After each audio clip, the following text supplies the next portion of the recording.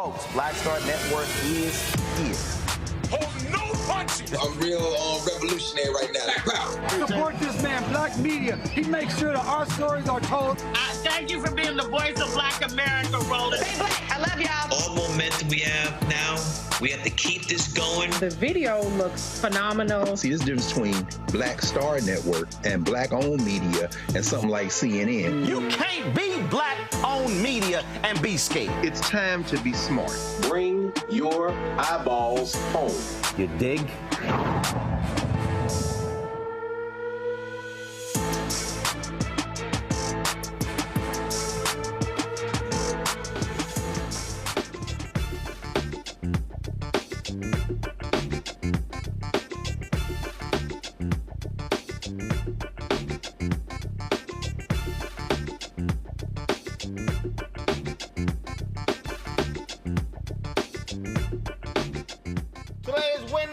February 7, 2024, coming up on Roland Martin Unfiltered, streaming live on the Black Star Network. A Mississippi civil rights group says the police in Lexington, Mississippi, constantly harass and abuse Black residents in this majority Black town. The Justice Department is already investigating the CD for discrimination practices. Civil rights groups, the civil rights group JUILAN, will join us on the show. The founder will be right here to explain their lawsuit. Georgia DA Fani Willis continues to dodge MAGA bullets since charging Donald Trump and his cronies. I'll talk to an attorney who will walk us through the hurdles Willis must clear to continue the prosecution. Senate Republicans have blocked the border Ukraine-Israel funding bill, and Republican Senator James Lankford, guess what, says his life was threatened for his attempt to reach a border deal with Democrats. We'll also continue reflecting on the Flint water crisis by looking at how much attorneys are getting from the lawsuits they filed for those affected the most. It's time to bring the funk on Roland Martin Unfiltered on the Black Star Network. Let's go. He's got it. Whatever the miss, he's on it. Whatever it is, he's got the scoop, the fact, the find. And when it breaks, he's right on time and it's rolling. Best believe he's knowing. Putting it down from sports to news to politics. With entertainment just for kicks, he's rolling. It's on go, roll, roll, y'all. It's rolling Martin, yeah. Rolling with rolling now. He's funk, he's fresh, he's real, the best, you know he's rolling Martin now.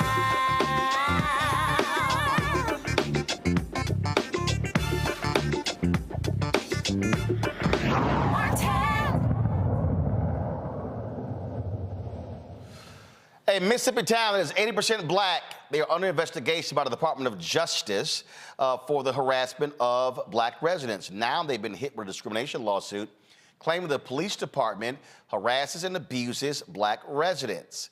This is the same town where the former police chief, Sam Dobbins, bragged in an audio recording about how many Black people he killed in the line of duty. Jill Colin Jefferson is founder of Julia, the organization that filed the lawsuit. She joins us now from Holmes County, Mississippi. Jill was arrested and ultimately convicted of 3 misdemeanors for filing a 2023 traffic stop by Lexington police. And so you know exactly what that is like, living there and being harassed by cops.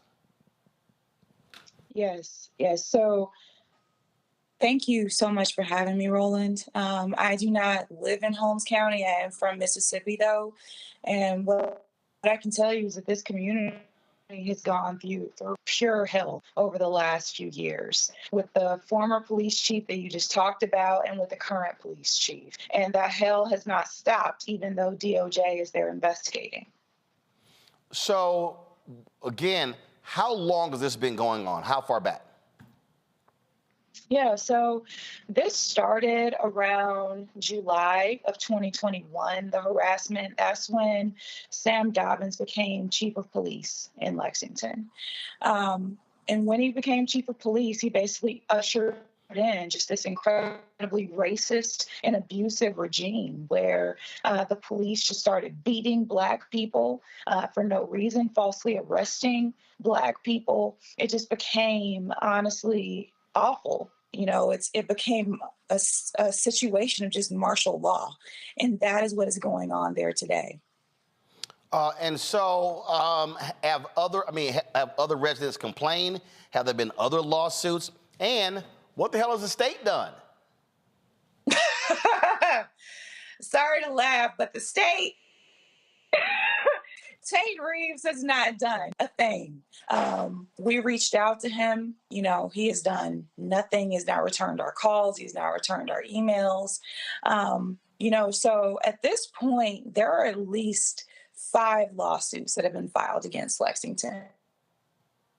JUILAN filed the first lawsuit in in August of 2022. And then we just filed another lawsuit a couple of weeks ago, a much bigger lawsuit. The residents have been complaining constantly, and the city has been ignoring their complaints. There's actually a complaint form that residents can fill out at City Hall to address their complaints with the police. And what's been happening as well is that the city's basically been telling them, hey, we don't even have we don't have a complaint form to give you. So people have no way of even complaining about it at this point.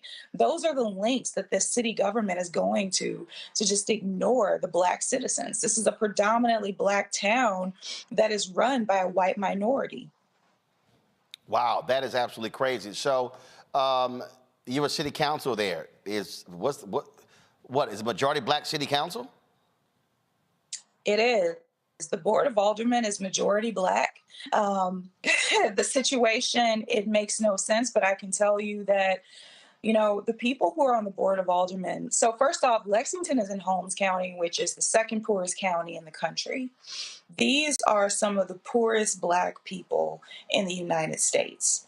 And so it is not very hard for the wealthy white power structure to, pay somebody to run, and fund their campaign and make sure they get elected. And then basically that Black person is their puppet throughout their term. That is what has happened with the Board of Aldermen. So you've got a majority Black Board of Aldermen, a white police chief, attacking, harassing, abusing Black people, and he still has a job.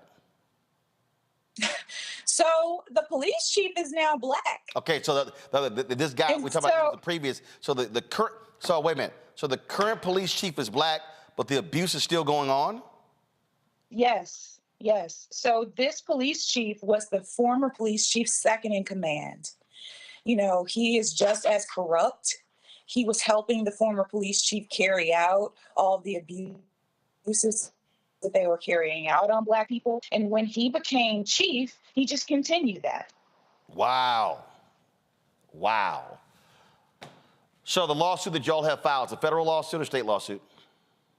It is a federal lawsuit, and it is the biggest lawsuit against Lexington to date. We have about 20 plaintiffs. We have claims that range from excessive force because of the police just beating people. Our lead plaintiff, Leroy Seacrest, this man actually He intervened when LPD was beating somebody else, a mentally handicapped young woman. They were beating her on the side of the road. Mr. Seacrest intervened. A couple of days later, the police arrest Mr. Seacrest's son at the basketball court. And they did this in order to lure Mr. Seacrest. He goes to the basketball court to check on his son, and when he gets there, the police beat him up and arrest him because he had intervened when they were beating somebody else just a couple of days earlier.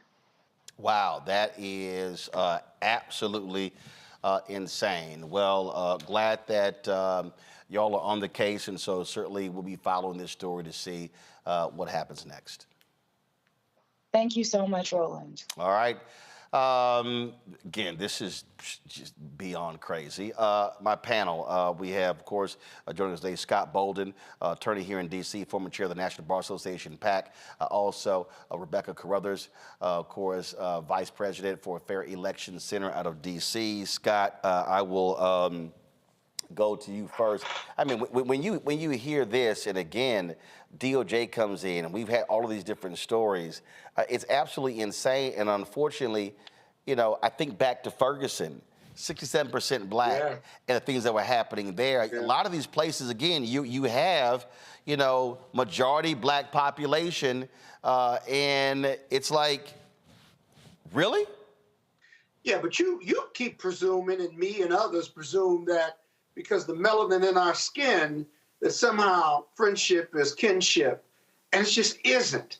And so you have the for lack of a better word, the house Negro doing the slave masters begging, the 2023 version of it, at least according to what your last guest said.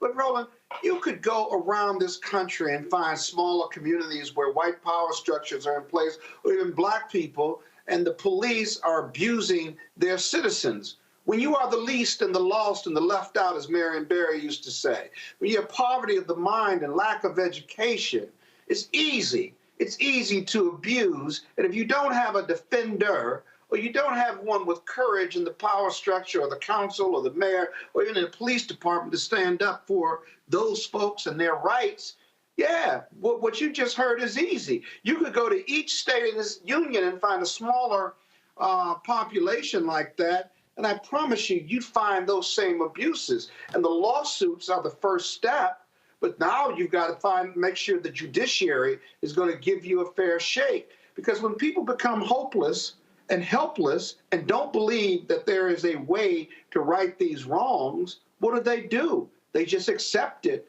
Even though the fight is on, they get tired of fighting. And again, remember, you know, this is justice, fairness, and America, if you will. But we're just not there yet. We're just not there yet. Yeah, and that's and the thing is, you know, there are people, Rebecca, who believe, hey, we can't do anything. But again, like we talked about with Ferguson, no, you can. You actually are the majority.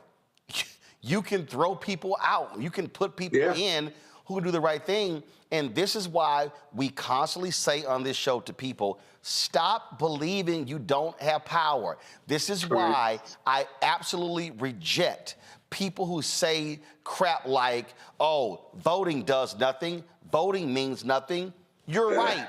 Voting does nothing and means nothing if your ass don't vote. Well, you know, to Scott's point, it sounds like the black police chief is really Django. It doesn't sound like he's actually someone who's supportive of the black folks in Lexington. No, if that's how the black police chief, he ain't Django, he's Steven. Yes, thank you. He's Steven. He's Steven in this analogy. Thank you for that, Roland. So look, the thing is, yes, there is power that the folks in Lexington have. You know, when I think about some of the work that Black Voters Matter did in North Carolina, where they went into predominantly black towns that had all white representatives, and they were able to do some basic community organizing and get black electeds in position. But also, it's not good enough just to have some someone with a black face in positions of power in smaller towns like Lexington, but actually having people who actually have the community's values and that they're actually going to support and fund and put resources behind the values of the community.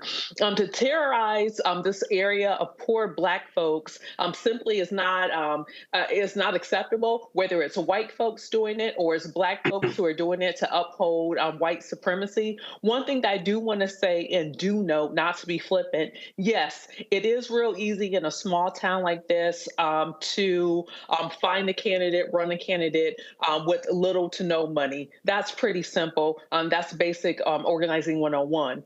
But to address the mental state and the terror that many of these black residents have undergone by being under such harsh regime, I want to note that as well, because anytime that we talk about building black power, there's also, like you outlined in your book, White Fear, there is white backlash. And so as we're figuring out how to build back black power, especially in these small, rural, southern towns, we also have to think about how do we protect the black folks in that town while that transition of power is occurring. Absolutely. All right, folks, hold tight 1 second. I'm going to go to break. We come back, more on Roland Martin Unfiltered, including talking about what's happening in Flint, where lawyers there are making a ton of money off of a class action lawsuit. What are the residents getting? Also, we will talk about Republicans in Congress, talk about whining and complaining about the border, and then when you have an opportunity to fix it, you don't do it because Donald Trump told you not to. We'll talk about that as well. You're watching Roland Martin Unfiltered on the Black Star Network.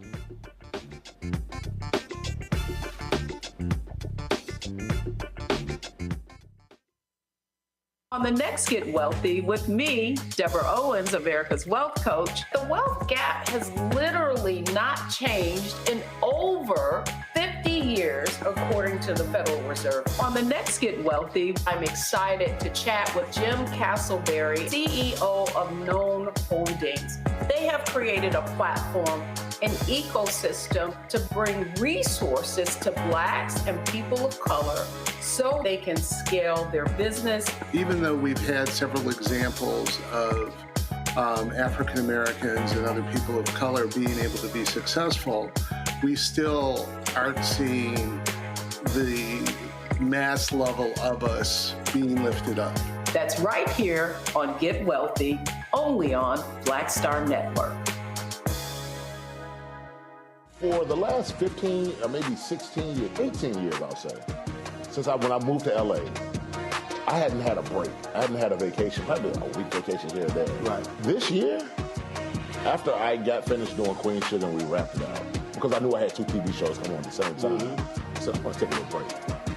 So I've been on break for the first time, and I can afford it now. Praise God. You know what I'm saying? Right. So I can afford it. I'm like, I can sit back and ain't got nothing to worry about, man. But this was the first time in almost in 2 decades that I've actually had time to sit back and smell the roses.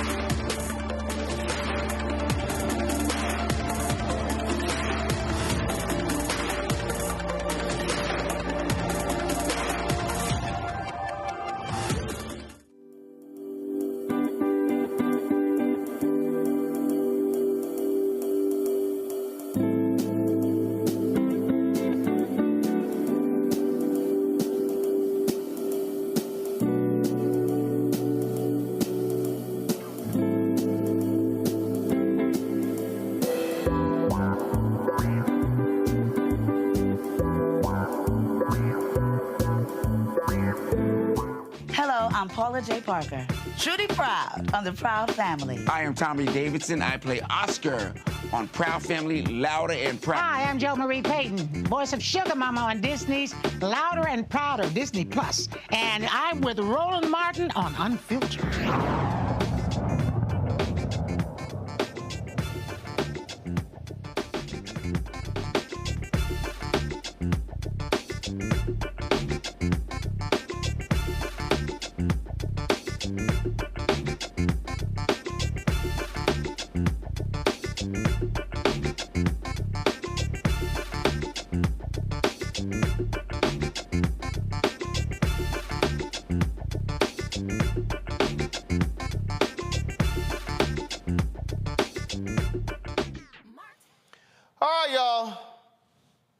Republicans, they're trying to find anything to discredit Fulton County DA Fani Willis.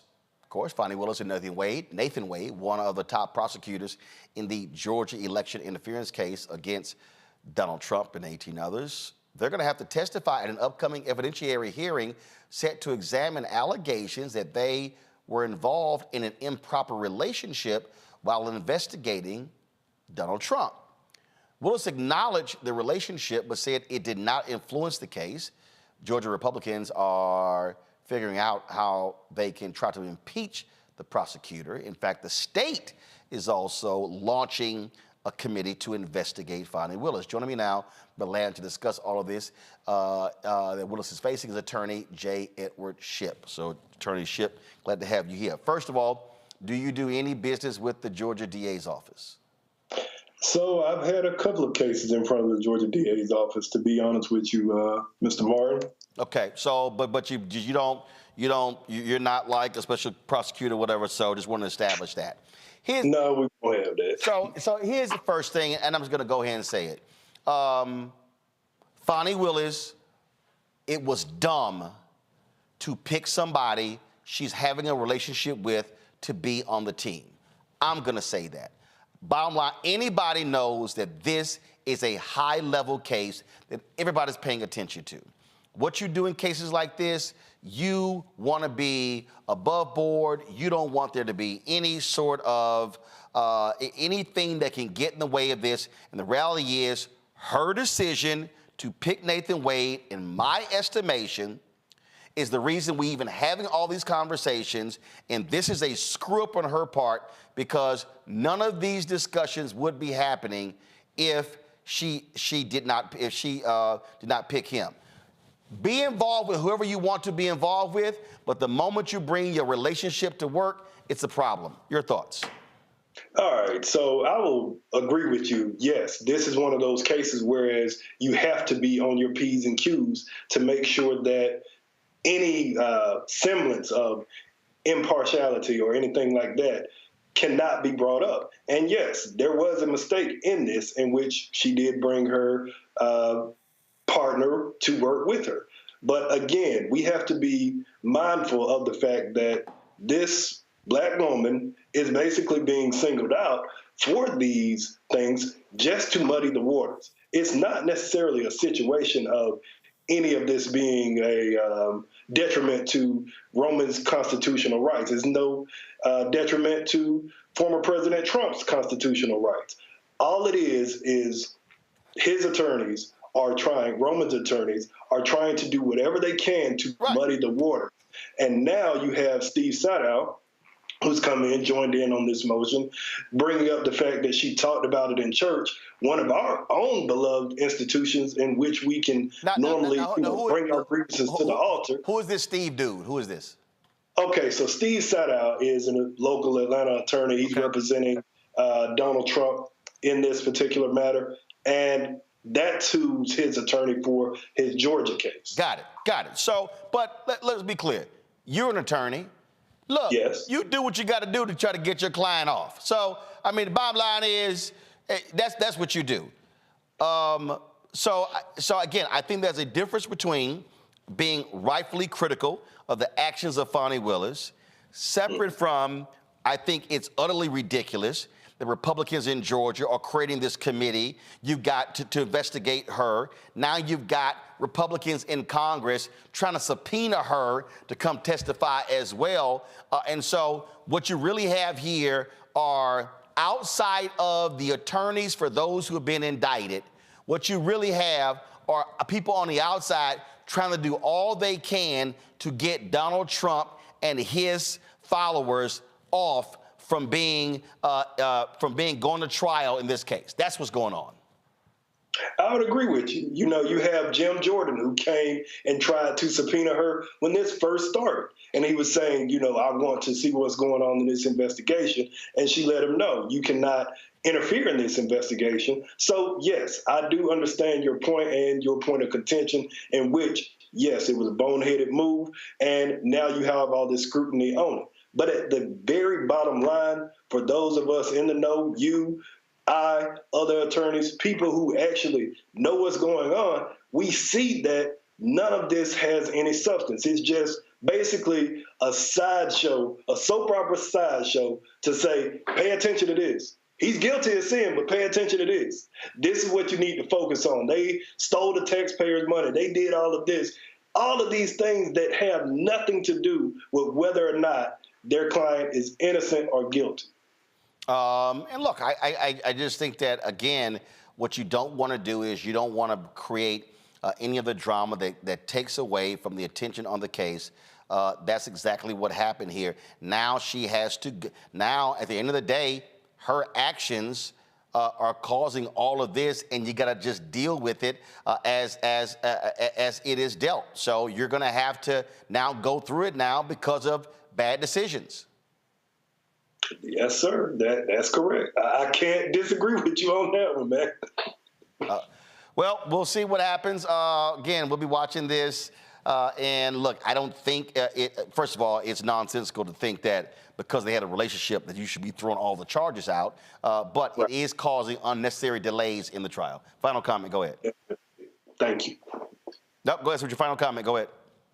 Oh, final comment. So I look at this and I see everything as far as, like you said, they're trying whatever they can to throw it at the wall to see what may stick. They're saying, well, she did this, it was unconstitutional, he shouldn't have been sworn in. All of these things that have gone before a judge before, and the judge said, no, it's not something that is going to make this case go away. So to continue to try it and to continue to try and muddy those waters, that's exactly what they're doing. I hate to see it. I hate that she's going through it, but this is something of her own machination, so we got to deal with it. All right, Ben. Attorney Shipp, appreciate it. Thanks a lot. Thank you, sir. Thank you for having me. Appreciate it. Scott, I want to go to you. And I've seen a lot of people talk about this here. And look, this ain't got nothing to do with attacking a black woman, attacking a woman, whatever. No, Fani made a dumb decision, should have thought about this, should have seen this through, and she has brought this on by picking her lover as one of the top prosecutors on arguably one of the most high-profile cases in the country. It's like, what were you thinking? How did you think that you were going to hide this from the public or the media, but more importantly, the defense counsel? Whether it was innuendo, whether it was scuttlebutt, hearsay, what you are prosecuting. This is going to be the trial of the century, of 2 centuries. You're prosecuting a former president who's running for office. You could not have thought that this wasn't relevant or wasn't appropriate or material. No president in American history no former president in American history has been indicted. Right. He's now, he has 4 cases. You're one of the 4. You arguably have the strongest case. Exactly. And look, you know I love the but-for test, right? But for her appointing her paramour, who has questionable experience in political corruption cases. That's another part that is raising eyebrows, which is why you get investigated. Has questionable experience from a white-collar criminal defense standpoint, and he's one of the lead prosecutors in this type of high-profile trial. Why would you put him in that place? You can love him, you can do whatever you want with him, but he doesn't have to be the lead prosecutor because he's got good judgment or because he's a smart attorney. That's the other reason why she's being investigated. But you could not have thought that this was going to be hidden. Now, granted, it's a distraction, but you drove this distraction with a poor judgment decision. And I consider Fani a friend of mine. I've raised money for her recently within the last 6 months and stuff. It's very disappointing. Now, lastly, for your listening audience, when they go to investigate you, it's triggered all these investigations, which probably ultimately aren't going to find anything unless a political decisions are made, and they will be. But now you've got these investigations, and you don't want regulators or the FBI or anyone to start investigating you, especially if you're black or brown, Because while they may not find anything wrong with this appointment and the money and the relationship, they may find other things, right? Prosecutions and investigations are about discretion, right? The IRS can look at your tax return and say, in their discretion, okay, we're going to treat this civilly. Another prosecutor or IRS agent could look at it and treat it as a criminal offense simply because they have discretion. This is a very dangerous position for her to be in. And then lastly, she won't recuse herself. She won't throw her paramour off the case. He should step down. Yep. And then lastly, this is even more important, that she put him on this case when he's in the middle of a divorce, which meant she was a witness to their divorce perhaps, but that's another parallel civil proceeding whereby she was subpoenaed, could have been subpoenaed before all this came out. They settled that case, but they delayed in getting this off the front pages. And you know how to get it off the front pages, make it go away. Have him resign from the prosecution team. She may or may not recuse herself, but you got to do damage control once you make poor decisions like this. And none of that's occurred, or it's not occurred in a timely fashion. That would be my best advice to her and her team right now. I saw you shaking your head, Rebecca. You know, in the past, I've done crisis management for elected officials, and there's many boneheaded things that I've seen. You know, I'm going to give a piece of advice out for listeners, and especially for elected officials who are watching this. If you are involved in something that's high stakes, i.e. you're a prosecutor and you are prosecuting a high-profile case, if you're running in a competitive election, something to consider is that your opponents probably have you on under some type of surveillance. They're watching where you go, what's your normal patterns, who's going in and out of your home. And you need to know that. So for Fani Willis to be prosecuting the former president of the United States, arguably, she's the only person that's standing between him and the Oval Office again, is this particular case. So she should have known anything that she does in her personal or her professional life was now going to be under scrutiny.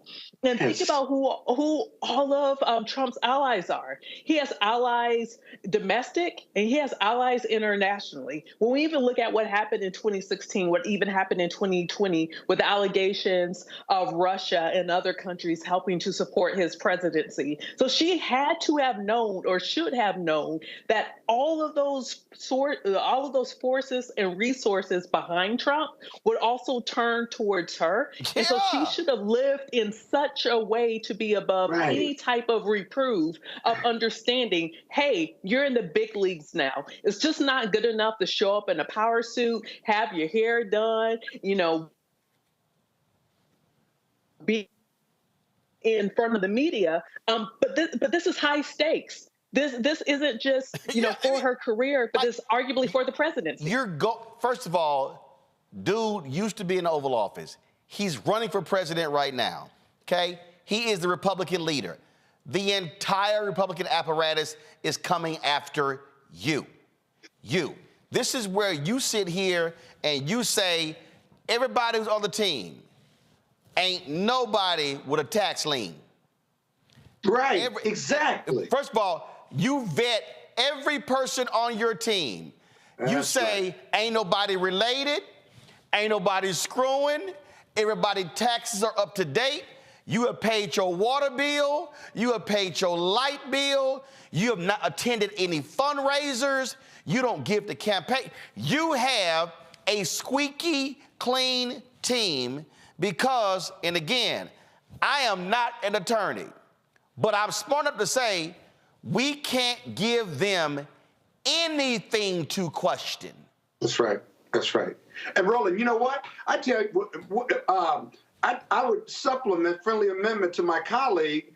Self-investigate yourself. Yes. I know that's a double whatever. Forgive me. Self-investigate yourself, because I ran for office in 2006. I did a self-investigation. I had private investigators investigate me and give me your report. Because this is even worse. But Scott, people who run for office, they literally hire people to say, that's right, your job is to do opposition research. You go investigate me, and you bring me the file of the stuff that they gonna use against me. That's right. One of the first things is who you're sleeping with. Roland, I sat down with a candidate who was an elected official who was running for Congress. And in running for Congress, he was running for a very competitive seat, which impacted which party, Democrats or Republicans, were actually going to control the House. And one of the things, I sat down with him and his wife, and I told him, hey, you candidate, if you currently are having an affair, you got to keep whatever it is that you're doing right now. You have to keep up whatever it is that you're doing. Don't change anything for the next 9 months because we're in the big leagues now. I sat with him and his wife and explained that. I don't care what y'all do inside the four walls of your house, but as soon as it goes outside of the house, now that impacts me, that impacts the campaign. So one thing that I tell these people in these particular positions is you got to fight like this because they are coming after you, because the easiest way to defeat this case is to break down Fani and to break down Nathan. Just like my colleague said, fire him. You don't need Nathan. Nathan's billing the most out of the entire team. So at this point, he kind of is dead weight, and he doesn't even have the credentials or the background to be your number one biller on this type of a case in terms of billable hours. So at this point, cut bait. And like what Scott said, it makes sense if she did step back because this case is strong enough that any competent prosecutor can move it forward. So don't jeopardize this case. Let me tell y'all something. That was a dude named Cal Cunningham, who was the Democratic nominee for the United States Senate out of North Carolina. Cal Cunningham was leading Tom Willis around 3 or 4 points. Then all of a sudden, what happened? The news came out that Cal Cunningham was having an affair, and somehow the signal messages got out. Now, and text messages, but now here's the whole deal. Okay, Signal is an encrypted app. It's phone to phone. So the only way you can't tap into Signal. Okay? I have it on my phone. So the only way a Signal message got out is either you took a screenshot and saved it, or somebody else did, or the person you talking to didn't put disappearing messages and they left everything on there and took their phone into a store or whatever and somebody saw it. That's the only way. That's the only way. Yeah. This fool, he does this here, and then what happens? Boom, numbers go down. He ends up losing because of that. If you are Fani Willis, you have to, you say nothing, and you're absolutely right. It's like right now. So I saw the story. She's now trying to squash the subpoenas. This came out, breaking Fulton County DA Fani Willis moves to quash, hold on one second, I'm gonna pull this tweet up. Give me a second. Here we go. Fulton County DA Fani Willis moves to quash subpoenas to testify that were served her and several members of her staff ahead of February 15th hearing on whether she should be disqualified from the prosecuting Trump and others. Additionally, the DA moves to quash a subpoena served on Nathan Wade's former law partner.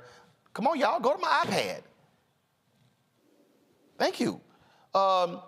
Served on Nathan Wade's former law partner, Terrence Bradley, as well as a subpoena for the production of Wade's financial information from Synovus Bank.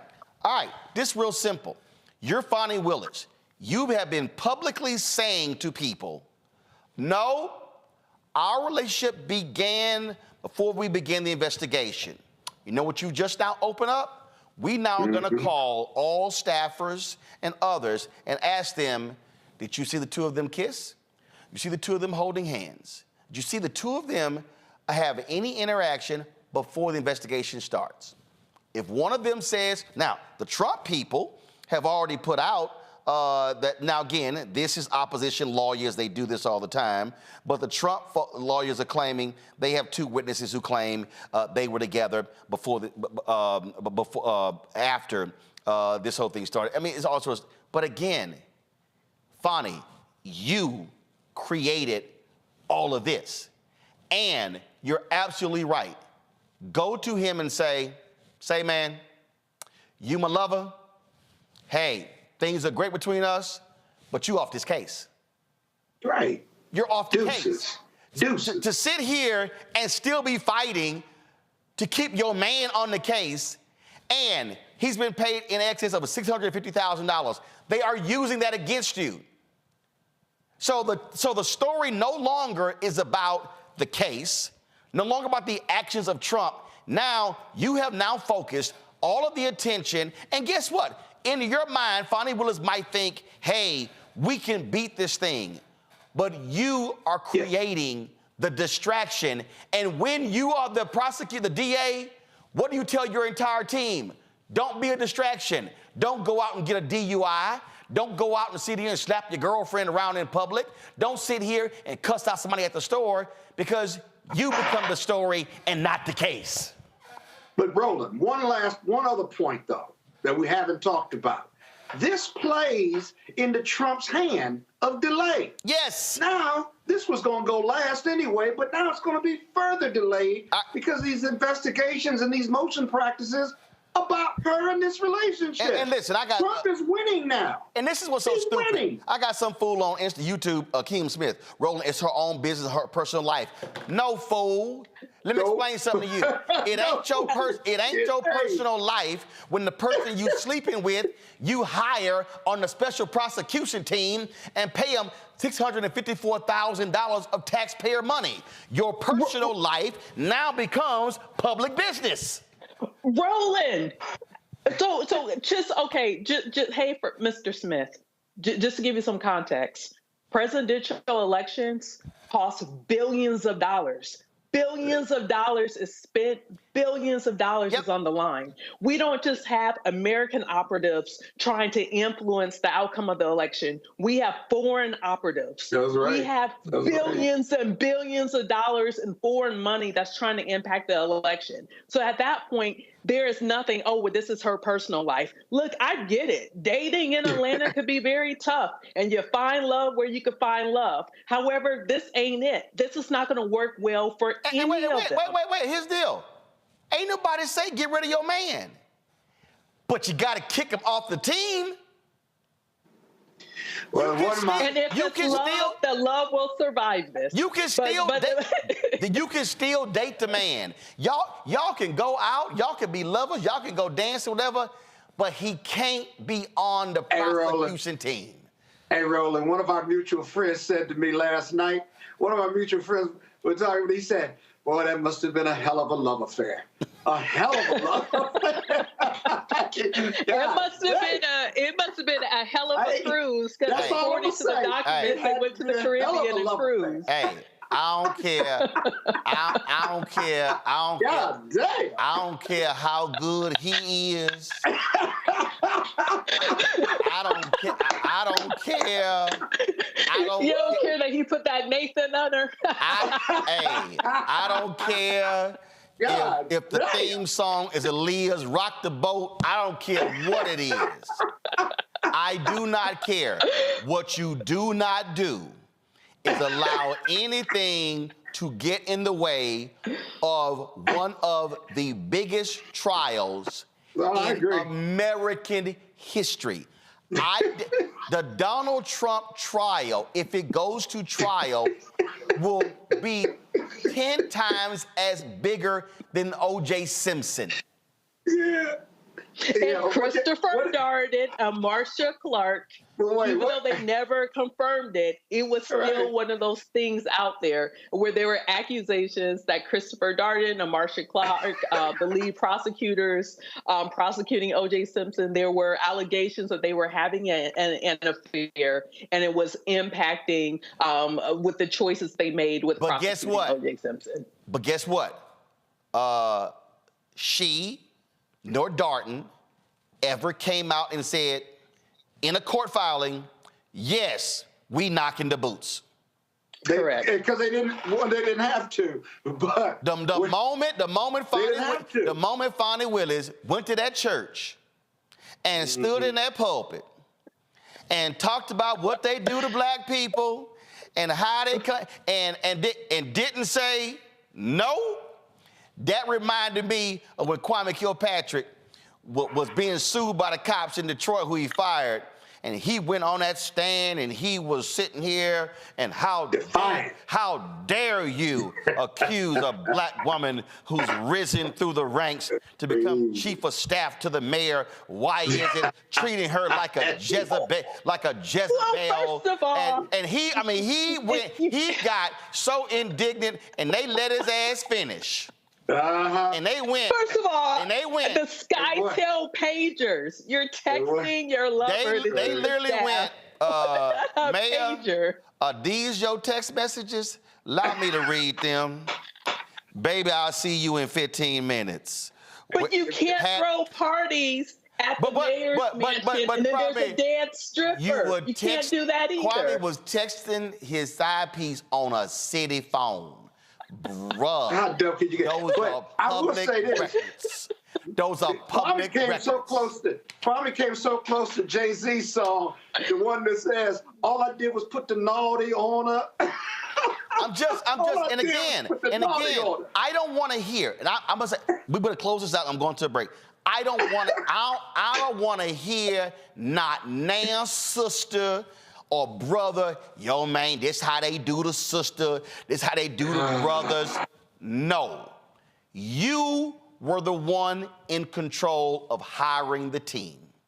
That's right. You knew. And here's another deal. If you had hired him and then y'all working on the case, it led to y'all hooking up, the moment that happens, he still got to be off. So I don't care if y'all hooked up before the investigation or after the investigation. This impacts, and again, it impacts the cohesion of the team. Yeah. You sitting here, okay, what's our strategy? I don't care who you say. You on the team like, well, we know who he voting for. No, I'm just saying, so again, I see all this commentary. This is 100% on Fani Willis. She screwed up. And she needs to, right now, stop trying to defend and prolong. She needs to say, Nathan, yo, we gonna still kick it, but you gotta go. You're off the team. She has to cut bait and then go for, but what you've now done, you've now opened Pandora's box. And guess what? They can run with it, and as Scott said, delay. All right, y'all, gotta go to break. We come back, we're gonna talk about 10 years after the Flint water crisis. Also, there's some residents in Flint who are not happy with the amount of money that the attorneys are getting in this class action lawsuit.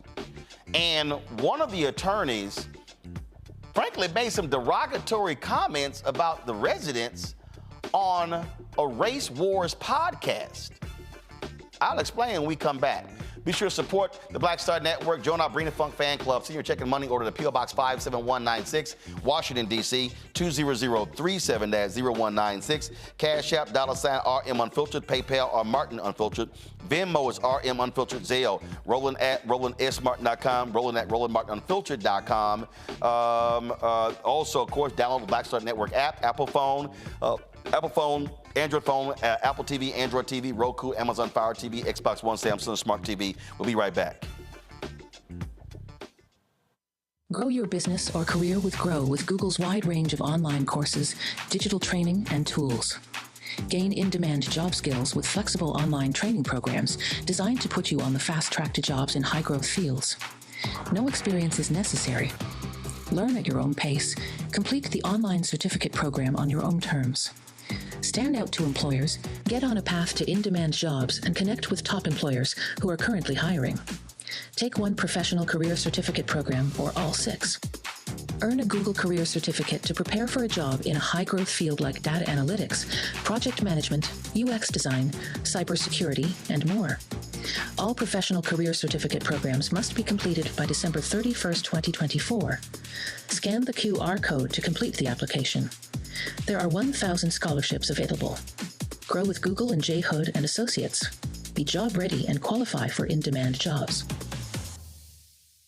Next on the Black Table with me, Greg Carr. Immigrants lured off Texas streets and shipped to places like Martha's Vineyard and Washington, D.C. Believe it or not, we've seen it all before. You people in the North, you're so sympathetic to Black people, you take them. 60 years ago, they called it the reverse freedom rides. Back then, Southern governors shipped Black people north with the false promise of jobs and a better life. It's a part of a well-known playbook being brought back to life. So what's next? That's next on the Black Table, a conversation with Dr. Gerald Horne about this issue of the reverse freedom rides, right here on the Black Star Network. Hey, it's John Murray, the executive producer of the new Sherry Shepherd Talk Show. You're watching Roland Martin Unfiltered.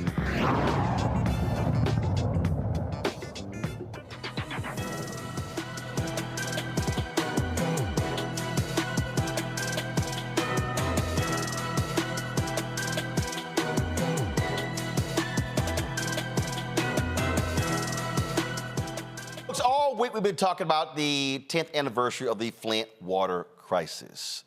And on Monday's show, Jordan Charlton with Status Quo said something that captured my attention. And so this is what he said. The settlement, the civil settlement, I got to tell you, I mean, I don't live there. I wasn't poisoned. But when it's all said and done, residents, when they get paid, might, if they're lucky, per family get about $7,000, $8,000. I'm not saying that's nothing, but that doesn't even pay for a really good home filtration system in most cases, not to mention the medical bills and extra bills if you have a child with learning difficulties. So I saw that, so I began to look up some stories, and I began to see what residents were talking about. And in fact, several residents, a number of residents, have actually filed lawsuits challenging the amount of money that the attorneys are getting in this case. And Corey Stern is one of the attorneys that is one of the lead attorneys in this. We reached out to him. We tried to book him on the show. Wanted to talk about, one, obviously, the lawsuits in this case, but also wanted to ask him some questions about the complaints from residents, but also some comments he made. I'm going to play that in a little bit. But again, you got a number of residents who say, wait a minute, the attorneys in this case are just making way too much money as a result of this, millions of dollars. Kevin Thompson is pastor of the St. Mark Baptist Church of Flint. Glad to have you on the show. So Pastor Thompson, what exactly are you hearing residents say when it comes to what they believe is too much money being taken by these attorneys as a result of the settlement?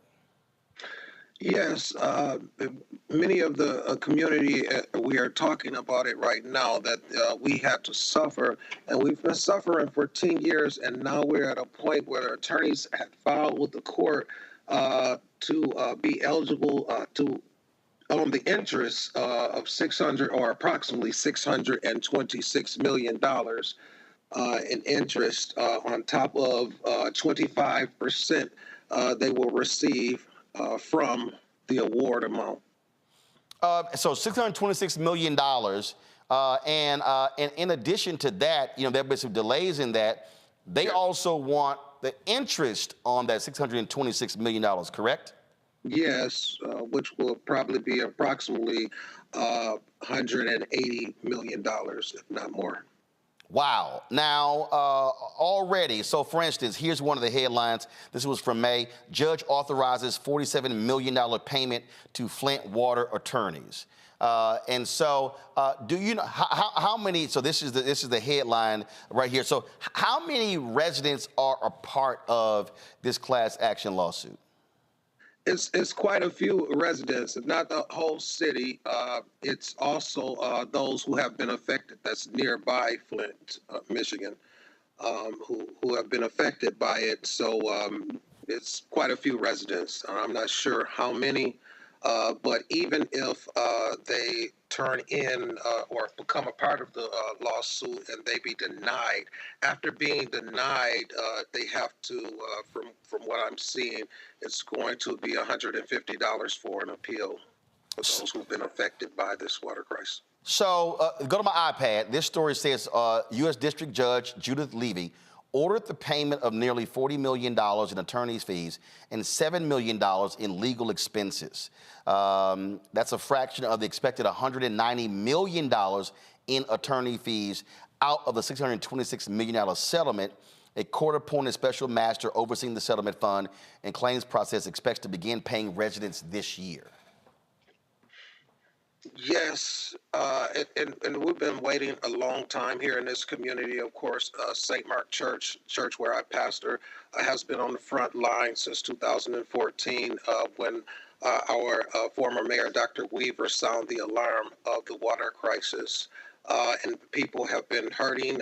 We reached out to people all over the nation, artists, community activists, all over this nation and Canada have come to help us when the government had deployed our some National Guards to distribute water to the citizens of Flint and our fire stations. The church, which is in the heart of community, with the community in its heart, St. Mark Church, decided to give people more than 2 cases of water.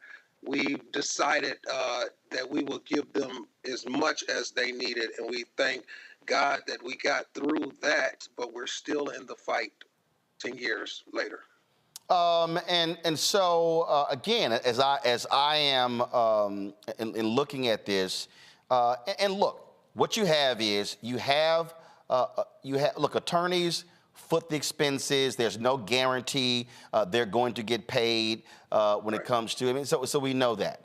But when you're talking about $626 million settlement, and the attorneys get nearly $200 million of that, I take it residents are saying, okay, 50 million, 75 million, let's say 100 million, but 190 million out of 626? Yes, it's just totally unfair.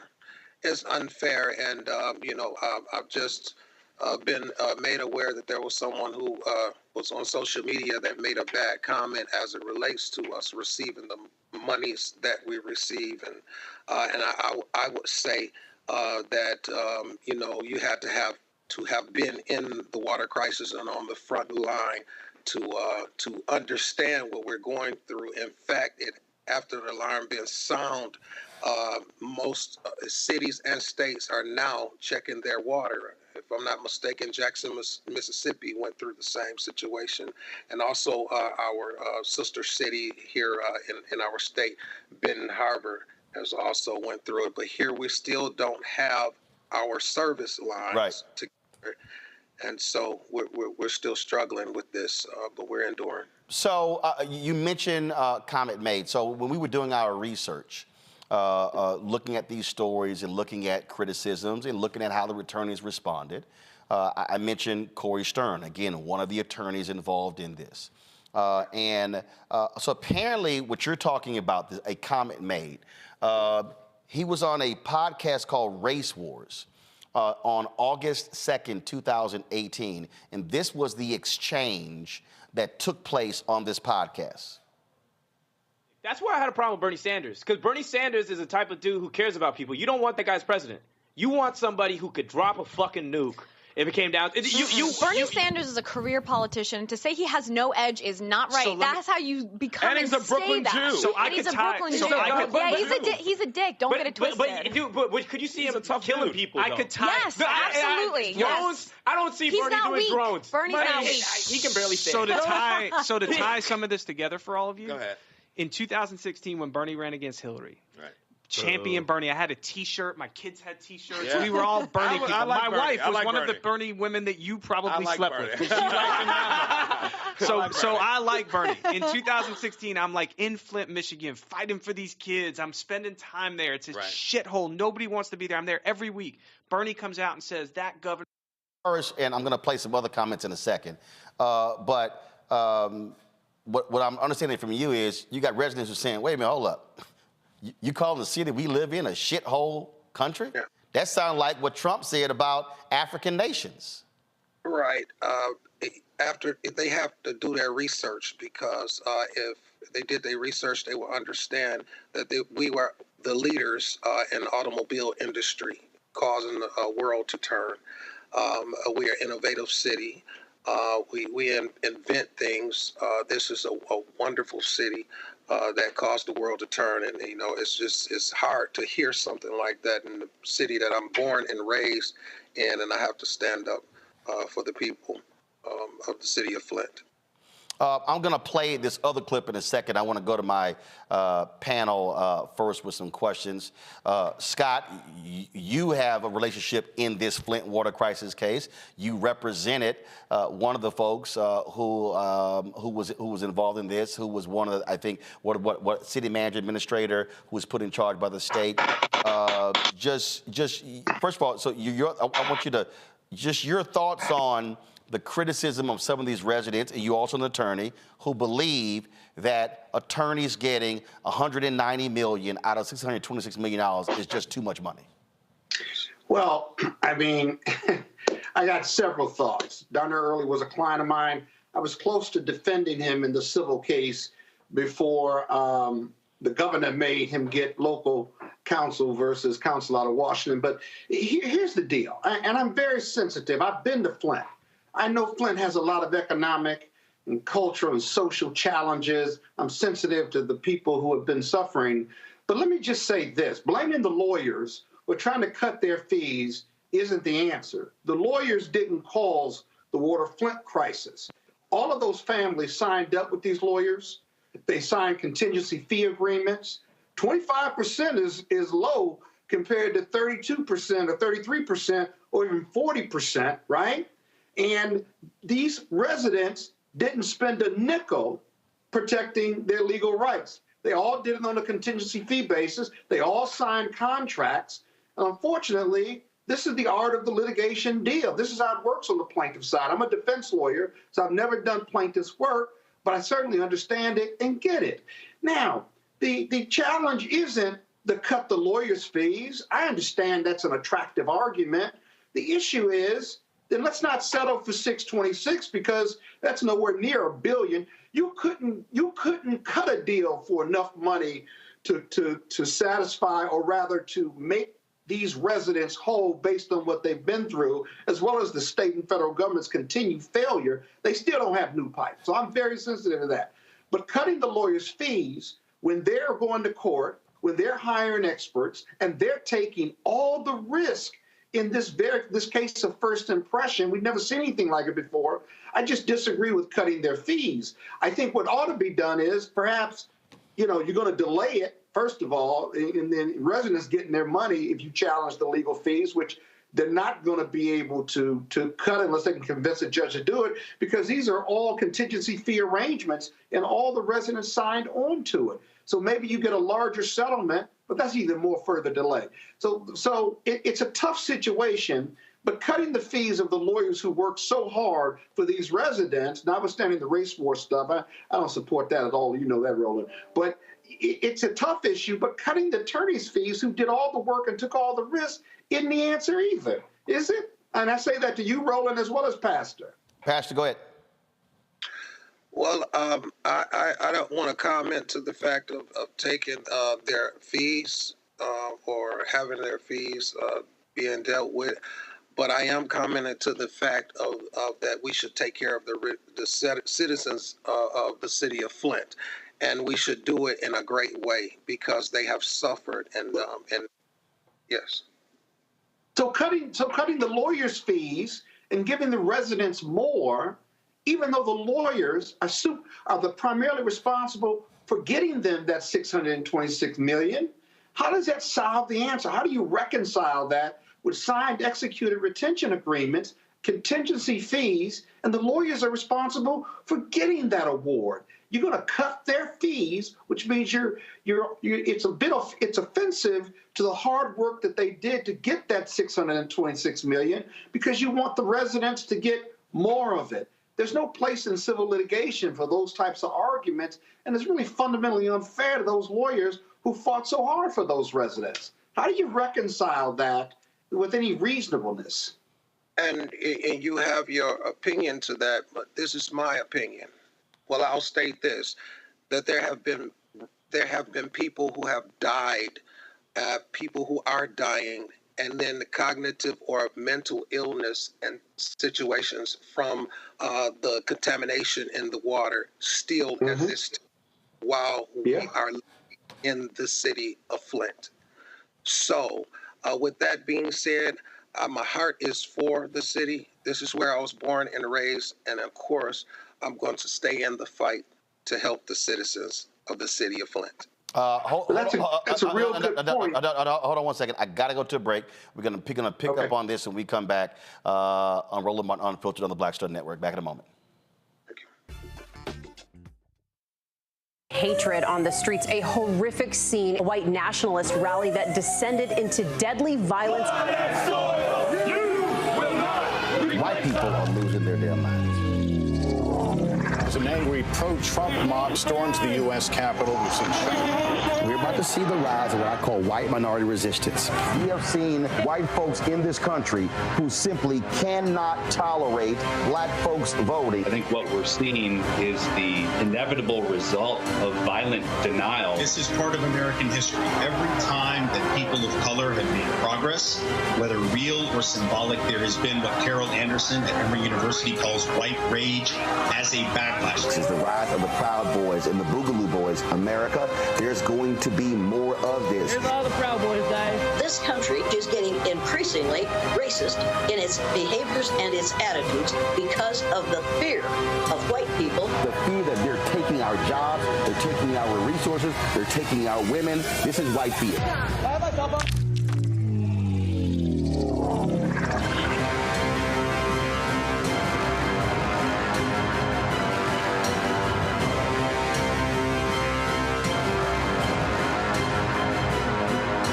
Next, A Balanced Life with me, Dr. Jackie. We're talking about leveling up, or to put it another way, living your very best life.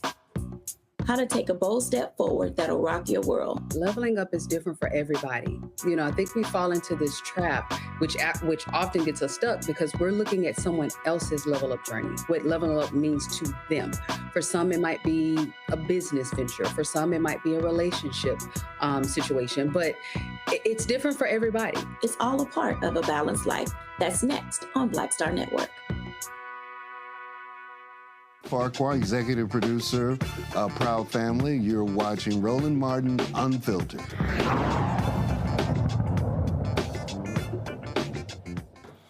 All right, folks, welcome back to Roland Martin Unfiltered on the Black Star Network. All week we've been focusing on the Flint water crisis, which in April, it will be 10 years. And so we've talked about different elements of this.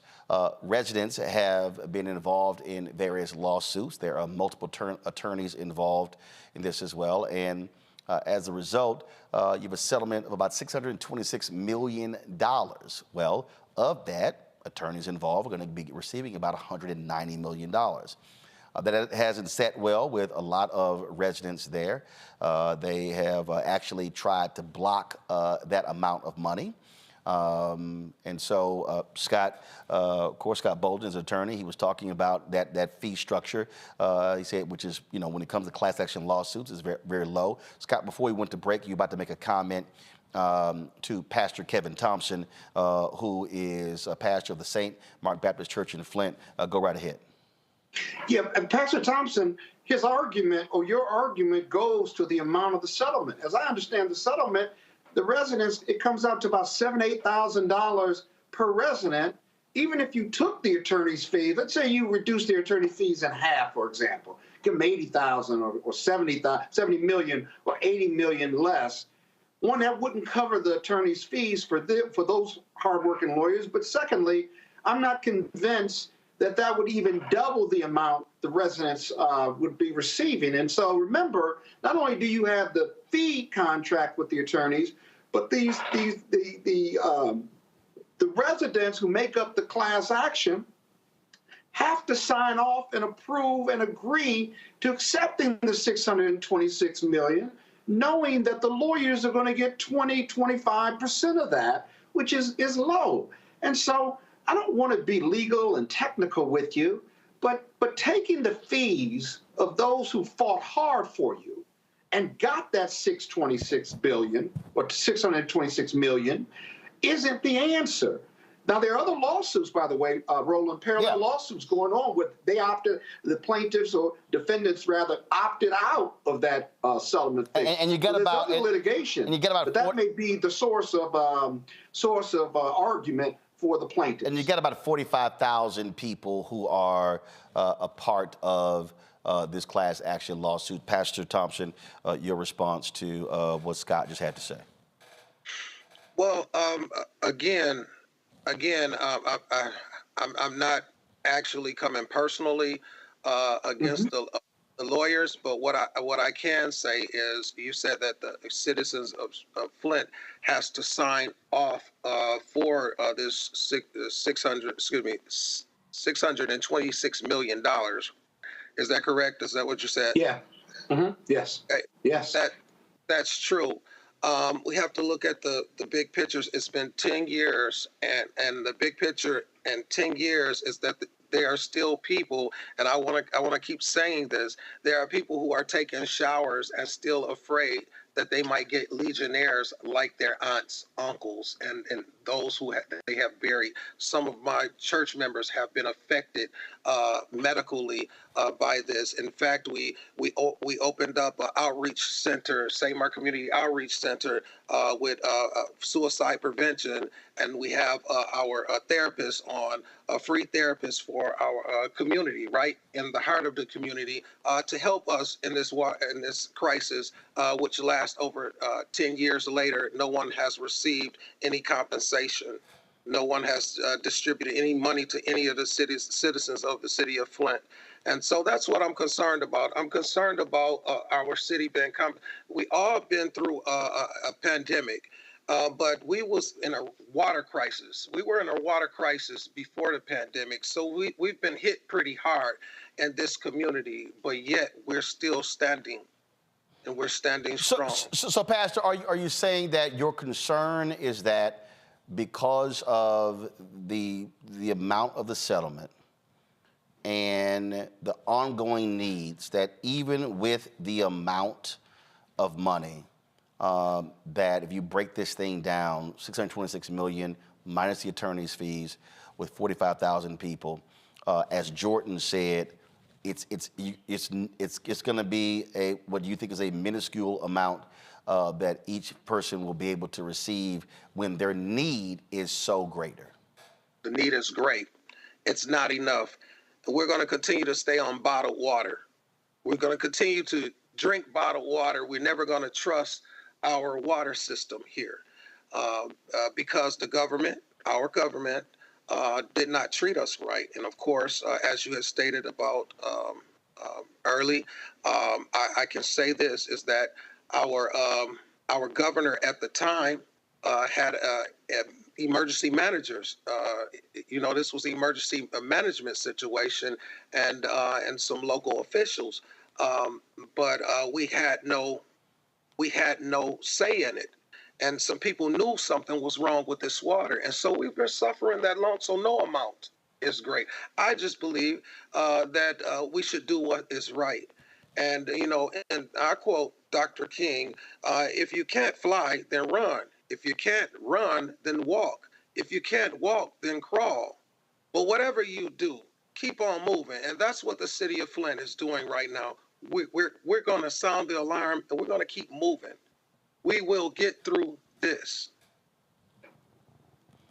Roland, the one other point is there are two parallel lawsuits going on, one against the EPA, the federal government. The other one, I want to say, is against the county or some contractors. I can't remember, but those are live lawsuits that I think are class actions. And those lawsuits, when the residents, if those cases settle, obviously EPA, as part of the federal government, has a much more money than the state of Michigan, but those are ripe for not only settlement, but larger payouts, because in reality, the state and county and federal government failed the residents of Flint. And if those cases settle, I hope the residents of Flint have thoughtful conversations with their lawyers and certainly know exactly what the payout will be to the residents as well as the lawyers, because I presume they have contingent fees in those cases as well. And you don't have to settle. They certainly need the money, and settlement works for everyone versus litigating for years and years and years. But you got to know those numbers, know what your legal agreement is, and then settle based on whether you think you can be made whole or not. So this is just one of 3 lawsuits, and you got 2 other potential settlements that the residents could be made whole with. Rebecca, go right ahead. Sure. So, Pastor, before this crisis happened in 2014, Flint was already under crisis. It was in crisis for decades. There's been intense poverty. There's been intense neglect in Flint, and the water crisis exacerbated what was going on before. So whether residents end up getting $8,000 apiece, even if they get $25,000 apiece, when it's all said and done, that's not enough for Flint, especially for a community that's been underutilized, under-resourced, and clearly forgotten. So my question is this. I saw that in October 2013, there was a master plan for Flint that was adopted. And I read through it to figure out, well, what were they trying to do? What's the future of Flint, Michigan? And that's the question I want to ask you, because as I reviewed that master plan, I didn't see a lot of call outs of what the future for Black residents in Flint looks like. So from your point of view, what do you think the future of Flint should be for those Black residents? And do you think that the state, do you think that even the local governments care about this Black city, and if it continues to be Black in the future, or if it's going to be selling up a lot of the land that's there, and, you know, from there, gentrifying a city, pushing out Black folks, and ignoring these Black folks who are in crisis now, exacerbated by the water crisis? Yes, I remember the master plan in 2013, and of course, we know that the city of Flint has been going through a lot. Here, you know about the movie Roger and Me before that, and here it is. We have what we call the master plan, and that was in 2013. I just believe that, in my opinion, that the water crisis was in that master plan just to move some of the people out of the city. Yes, I believe that. I believe that they have their plan. We're just not in it. I believe that they want to move us out, the churches, all of the businesses that we have that's been hanging on, and re-gentrify. I believe that they're trying to make it what they want it to be, whoever the powers that may be. I myself is going to continue to fight, because there's some people that don't want to leave. They want to fight. They want to stay with what they have. It's some people even right now that have come into our city and have bought a lot of land for some odd reason. So we know that we're not in their plan, but together we can make a difference. Together we can cause change, and that's what I'm looking for. I'm looking for a brighter, a bigger, a better, brighter future for the city of Flint, the home where I was born and raised in. I'm still proud of the city of Flint. So many actors, so many athletes, so many musicians have come from the city of Flint. And I'm going to fight hard, and I'm sure there's some people that will stand with me, because together we stand, divided we fall. We can build a bridge and tear down the walls of division and respond to our brother's call. Together we can make a difference. Pastor, you were, when you alluded to some comments that you felt were detrimental, again, we played this other comment from this Race Wars podcast. And apparently one of the attorneys, again, said that, Corey Stern, said that they were structuring, don't go to my iPad, they were structuring the deal So, quote, to protect them from themselves. The quote was $2.5 million if you give it to somebody who's never had any money in their life, and suddenly they have aunties and they have cousins and they have brothers and they have best friends and they have lead poisoning. Part of the job is to try and protect them from themselves. And then when the host of the show said that if you give a victim with Arrested Development a $2 million check, there's going to be some dead prostitutes, this attorney agreed, laughing, that's right, and a lot of cocaine, followed by laughter. That I take it that for you and other folks and a lot of these residents, that was quite offensive to hear an attorney get money making those type of comments about Flint residents. Yes, that's offensive. It's disheartening. And it should be an apology if it's from the heart. If not, keep it to yourself. I'll stop there. Read those comments, Scott. You were like, that's not quite what you want to hear an attorney say, correct? Not an attorney. Yeah, you're absolutely right about that. Highly inappropriate. And if that was before settlement and before resolution of the litigation, those are highly inappropriate under most state bar associations and most court rules, whether it's federal or state. That's unfortunate, because speaking against the interest or speaking against your client actually creates a conflict of interest for you, whether it's real or perceived, whether it's legal or perception-wise. And so that's highly inappropriate. Now, that's from 2018, and fast forward to 2013, and he probably never thought that that tape would reach the light of day, or he forgot about it, and now it's coming back to bite him. Whoever he represents certainly could make a motion to the court to either limit his fee, or they could bring a complaint against him for any state or local bar association for those comments, especially if he was representing those residents at the time he made these comments.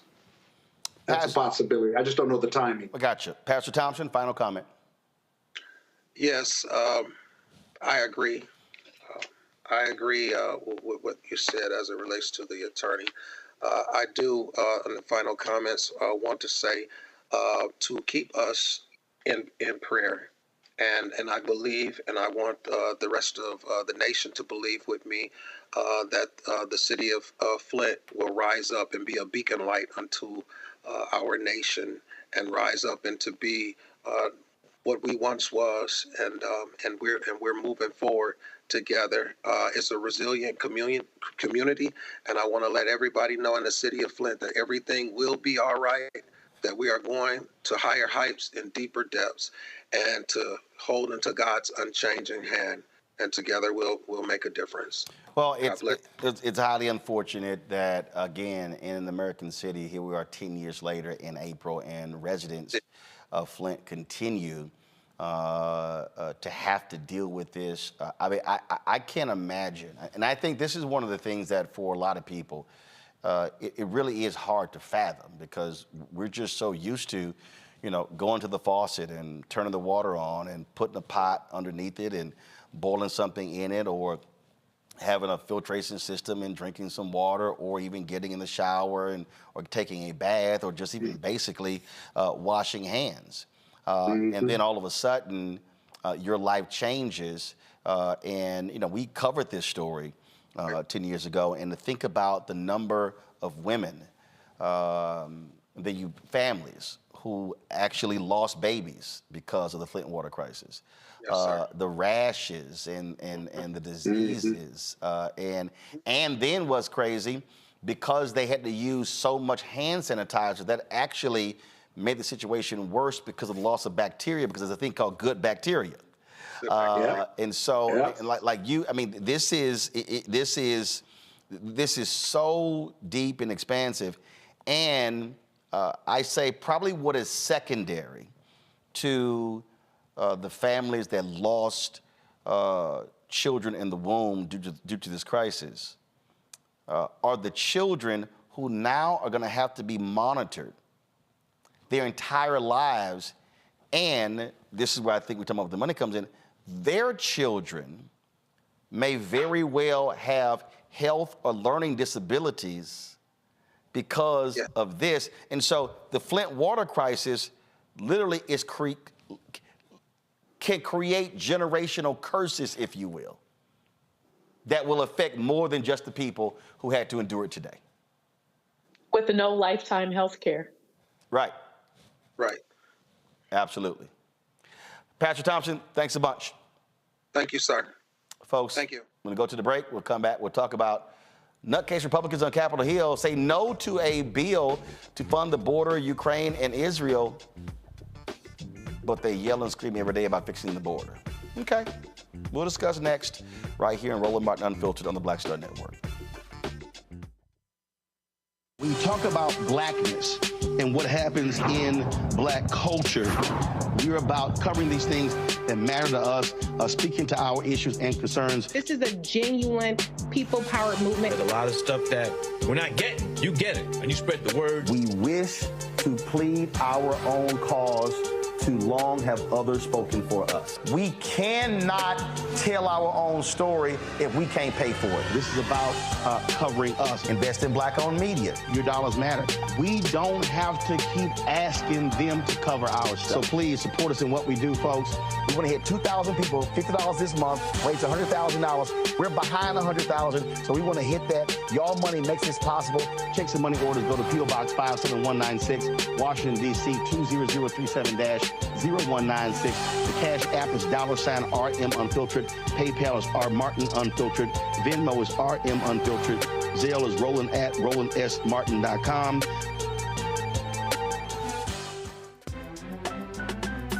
I'm Faraji Muhammad, live from LA. And this is The Culture. The Culture is a two-way conversation. You and me. We talk about the stories, politics, the good, the bad, and the downright ugly. So join our community every day at 3 p.m. Eastern and let your voice be heard. Hey, we're all in this together. So let's talk about it and see what kind of trouble we can get into. It's The Culture, weekdays at 3, only on the Black Star Network. Next on The Frequency, we have an incredible conversation with my guest, Nadira Simmons, talking about her new book, First Thing First, Hip-Hop Ladies That Changed the Game.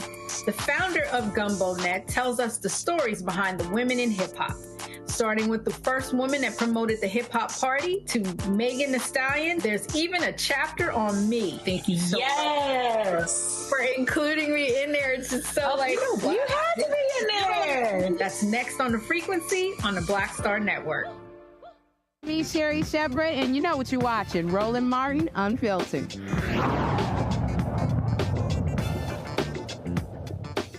All right, y'all. So all of we've heard from Republicans for 3 years is Biden, get down to the border, fix the border. The invasion is destroying America.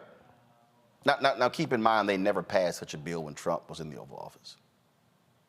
Keep in mind, we had significant border crossings then. So they've been yelling and screaming, and so what happens? Democratic senators get with Republican senators, and they come up with a bipartisan bill. Donald Trump literally says to them, do not touch this bill because I need the border as a part of my campaign. Yep. Today's vote, $118 billion package for the border, Ukraine, and Israel fails 50-49. Here's Oklahoma Senator, Republican, Oklahoma Senator, he's a Republican, James Lankford of Oklahoma, y'all, okay, who Donald Trump endorsed on the floor, talking about the threats that he received if they even allowed this to become a vote. Some of them may have policy differences. Some of them have been very clear with me. They have political differences with the bill. They say it's the wrong time to solve the problem, or let the presidential election solve this problem.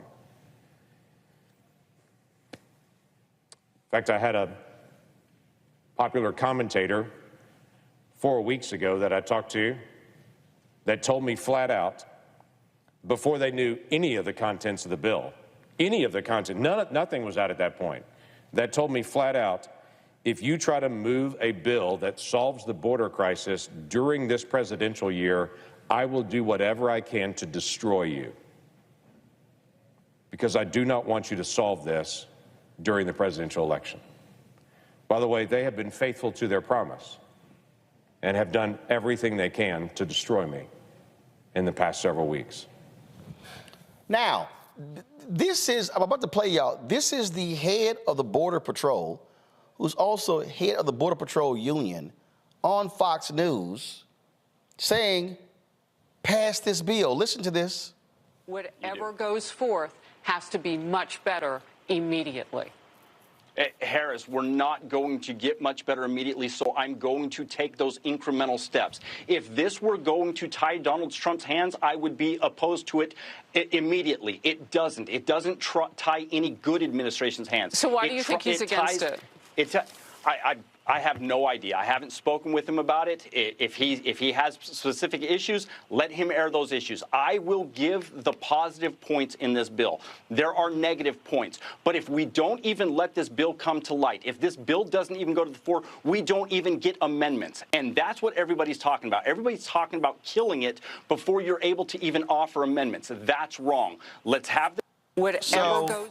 So what we have here, Rebecca, are a bunch of frauds and hypocrites.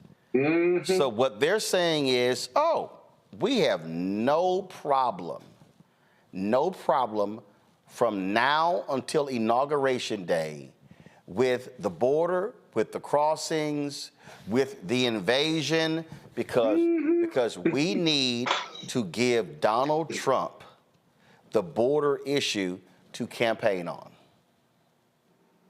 And shame on the Democrats if they can't figure out how to take back the House and retain the Senate with a lot of this clownish behavior. Here's the bottom line. The Republican Party right now is saying that they're not a serious party seeking policy solutions to move our country forward. Full stop. They're not just saying it in secret. They're not just saying it quietly at fundraisers, but they're saying it like wide in the open. And then their votes on the floor of the House and the floor in the Senate is reflecting it. So now the Democrats, just some friendly, free advice, do something about it. Make this a voting issue. Run ads about this and then talk about your plan. So it also isn't just good enough to say, well, this is what the Republicans aren't doing, but Democrats actually need to talk about, and this is what we're going to do to make sure that we're securing our border, because after all, we should have a secure border. Here is Texas Congressman Dan Crenshaw, not too happy with his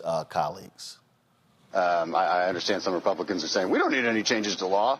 Then why did we write H.R. 2? Why did we do that? Why didn't Trump just shut down the border if you just think we don't need any changes to law? He couldn't. He had to make a deal with Mexico, and he did a great job doing that.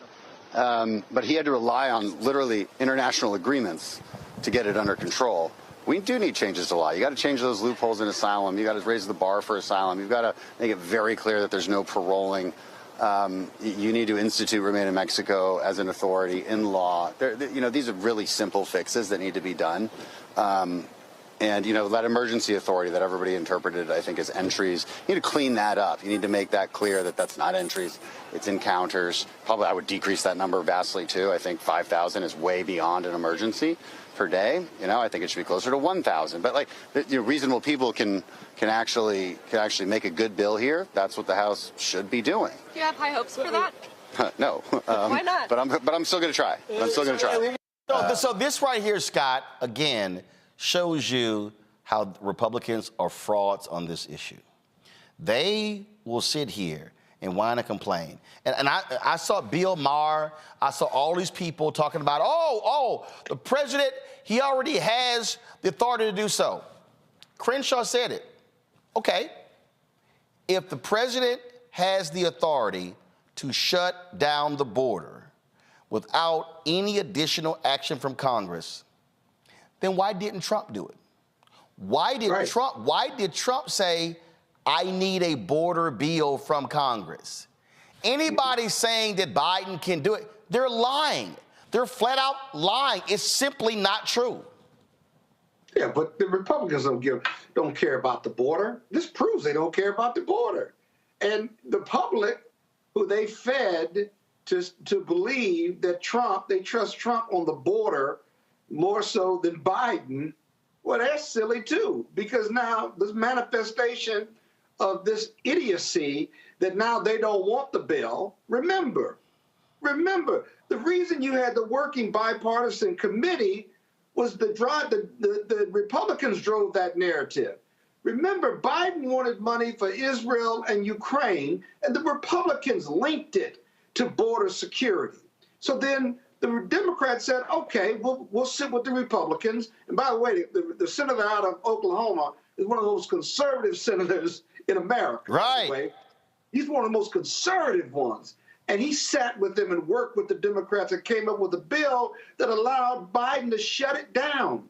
Whether it's 5,000, whatever the number, it gave him discretion to shut it down, which is what border security means to Republicans. It means we don't want them black and brown people coming across our borders. Now, if they weren't black or brown, they wouldn't have any problem with all those people coming across the border. Let's just call it the way it is. It's rooted in racism. But here again, they drove the narrative. They linked it. And as soon as Trump says, don't do it, blame me, we now know that this is the Trump Republican organization. It's not a Republican party. It's a Trump party because Trump runs the House. He runs the Republican Senate. He runs the RNC. And he's crass and crude and crazy. And they act crass, crude, and crazy, too. Think about it. They act just like he does because he's their puppeteer. And so I don't want to hear the Republicans talk about the border anymore. We care about the border or Biden or they're going to impeach Mayorkas. They can't even impeach Mayorkas because even the Republican conservatives, some of them say, that's crazy. It's a policy piece. How you going to impeach Mayorkas at the same time have a bill that the Republicans put together and then you reject the bill. You throw Lankford under the bus. If you do that to your own, the hell you think you're going to do to the country? And I love. Go on, have at it, Roland. Have at it. I love seeing another Texas Republican, Chip Roy, literally say, Donald Trump, you're a liar. Listen to this. No, we're not going to just pass the buck and say that, oh, any president can walk in and secure the border. I saw former President Trump make that allegation earlier today on one of his social media posts. All the president has to do is declare the border is closed and it's closed. Well, with all due respect, that didn't happen in 2017, 18, 19, and 20. Right. There were millions of people who came into the United States during those 4 years. No, we're not. I mean, this is why I think all of this is so laughable, Rebecca, because they're lying. And the problem is you got all these people in this country and an increasing number of black people who are falling for the okie doke. Okay. Yeah. I see that they jump on my social media pages. You ain't saying nothing about this, nothing about that, and I'm like, y'all getting played. Here's the first thing. Okay. Here's the first thing that people have to understand. Most people in this country ain't got a damn clue about immigration in this country. They don't know shit about asylum. They don't understand that in this country, you can ask for asylum. There's actually an asylum process. Rebecca, they don't know jack about the visas. The number of people who are in this country on visas. How about Donald Trump's wife, Melania? Didn't she come into this country on like a genius visa or something like that? And then it expired or something like that. First of all, there's nothing about Melania Trump that's genius. And she could be. You just don't know. No. You just don't know. No, there's nothing. Maybe it's not an academic genius, Roland. Leave Melania alone. Now, don't bring her into this. No. There's other forms of intelligence, Roland. Yeah, maybe that's what she had. It ain't genius. And then it's as old as time. It may not be genius, but it's as old as time. She has something going for her. Hey, leave her alone. Hey, she has y'all. something going Hey, for her. y'all. We finished the Fani and Wade segment a long time ago. Y'all. I'm like, the theme song of this show gonna be the whole Jodeci greatest hits. The way y'all going. The thing here that drives me crazy, and these people try to come at me, man, there you go, justifying immigration. They don't even understand the reality of immigration. Don't even understand when we talk about process, when we talk about, in terms of what's going on, when we talk about crossings, you literally can't shut the border. You can't. This is not the northern border with Canada where you have, you physically can't. But you do have to create a situation where you get under control what's happening. And when you have the head of Border Patrol, Border Patrol, the people that patrol the border, say... The union, by the way, union leaders. Say the resources in here, the methods in here, all these things, we need to combat it. They go, nah, because you know why? What we're going to see, Fox News, conservative radio, conservative digital, all we're going to hear from Republicans between now and Election Day, border. Because, Rebecca, they can't run on the economy. They can't run on any of that. They want to scare Americans, and they're scaring white people. They're taking your jobs. They're stealing from you. And black folks have fallen for that okie doke. And I'm not saying that we should not have a problem with having to provide resources. But guess what, y'all? In this country, you don't let people starve. You don't let people die. That's not what this country does. And for any black Republican out there who's running their mouths, please, by all means, tell me the difference between wet foot and dry foot. Because guess what? If you're Cuban, America can welcome you with open arms. But if you're Haitian, they send you back.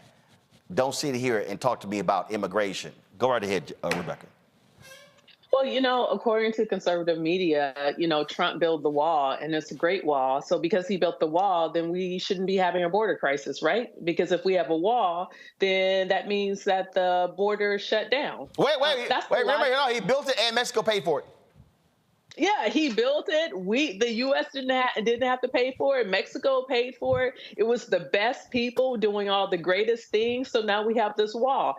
So it's so nonsensical with how conservative media is talking about the border crisis and how they're actually talking about national security at the border. One thing that I would say that I would like the Biden administration to do is figure out if there's a way to increase the number of administrative judges to place them at the border so you could process folks seeking asylum a lot faster. Give them a ticket, give them a court date, not a ticket, but process their information, have them fill out the application, give them a court date for when to return to actually have their hearing. Those are things that I think the administration can do. However, for us to actually move forward with actual real security at the border, a real accountability of who is moving in and out of the country, whether it's by seaport, land port, or by airport, it does have to be bipartisan. It can't just be one party that's doing it, but it has to be an agreement because this is an American issue. But to your point, there's so much misinformation out there. Like I see in the comments on YouTube, even tonight, every once in a while, oh, well, the migrants in Chicago, are you all going to talk about that? Or what about the ones in New Jersey? Are you going to talk about that? Or I heard in Kansas City, there were some migrants just running all over the city. The question I have for folks who continue to post things like that, where are your primary sources? Where are you getting that information? Mm-hmm. Because what's happening is there's an echo chamber saying, well, I heard there's some migrants, and then, well, you know what? The Democrats are giving them, hundreds of dollars on credit cards and debit cards, and they're giving all of your money, you American taxpayer, to these migrants. Those things in that scale simply isn't happening. For example, many of the migrants who have been, in my opinion, illegally and forcibly bused or flown from Florida or from Texas under the Republican governors up to Martha's Vineyard, or even New York City, or even Washington, D.C., they're not living the best life. They are living basically in shelters or on the street. So many of them only have the clothes on their back. They don't have adequate food or shelter. So it's not like these people are coming into our country and they're really taking something from the average American. So that's just let's take a step back to actually understand what is actually happening. But if you live in an area and you have a Republican member of Congress, call your Republican member of Congress and demand, hey, what are you doing to negotiate something on border security? Are you going to do something about it now because it's an issue now, or are you going to kick the can into next year? Those are the things that we need to see your audience and other folks do as well, to hold Republicans accountable if they're unwilling to move this policy forward. Because Trump, the guy with 91 charges against him, is telling them, well, I don't want you all to do anything. Wait until I get in office. Because we know once he gets in office, the only way he would do something on border security is if he could grift and if he could personally make money off of it. That's the kind of leader he has shown himself to be. Well, not only that, I want to do something here. I was sitting here, I was looking at something just the other day, and man, this jumped out at me. And again, this is one of those things that people don't like to talk about, deal with, because it's called facts. But Jerome Powell, who leads the Federal Reserve, he did an interview with Scott Pelley in 60 Minutes. And he said something that I've talked about. And folk told me, oh man, you champion this stuff. I said, no, this is what happens when you operate in facts. So I want y'all to listen to what he actually had to say. Watch this. What are the important factors that cause the labor market to stabilize? One was just the return of workers. Several million people were just gone from the labor force for whatever reason. Many of them didn't want to go back to their old jobs because of COVID, or because they just didn't want to be. They had moved on with their lives. So there was a desperate shortage of workers. And what happened is we expected people to come right back into the workforce in 2022. They mostly didn't. And then we thought, well, maybe that's not going to happen. And then it happened in 2023. We had a combination of rising labor force participation in prime age workers. And we also had, with that, we had a resumption of immigration. So there was really no immigration net or very little during the pandemic. But in 2023, we saw immigration move back up to the levels that would have been normal before the pandemic. And those two things together made a real difference in labor supply. So it's really a supply story. That's the main thing I would point to. Why was immigration important? Because immigrants come in and they tend to work at a rate that is at or above that for non-immigrants. Or immigrants who come to the country tend to be in the workforce at a slightly higher level than Americans do, but that's largely because of the age difference. They tend to skew younger. Why is immigration so important to the economy? First of all, immigration policy is not the Fed's job. We don't set immigration policy. We don't comment on it. I will say, over time, though, the U.S. economy has benefited from immigration, and frankly, just in the last year, a big part of the story of the labor market coming back into better balance is immigration returning to levels that were more typical of the pre-pandemic era. The country needed the workers. It did. Right there. Mm-hmm. And see, Scott, this is the thing that, and I'm seeing the comments in the section, and people, they sitting, man, I've seen these other people out here run their mouth, man, you championing this. Y'all, you can sit here and live in denial. But the fact of the matter is, and I've said this repeatedly on this show, you are not going, when you talk about the labor market, when you talk about gross domestic product, when you talk about an economic output, if you do not have available workers to do fundamental aspects of the economy, you're not going to have a growing economy.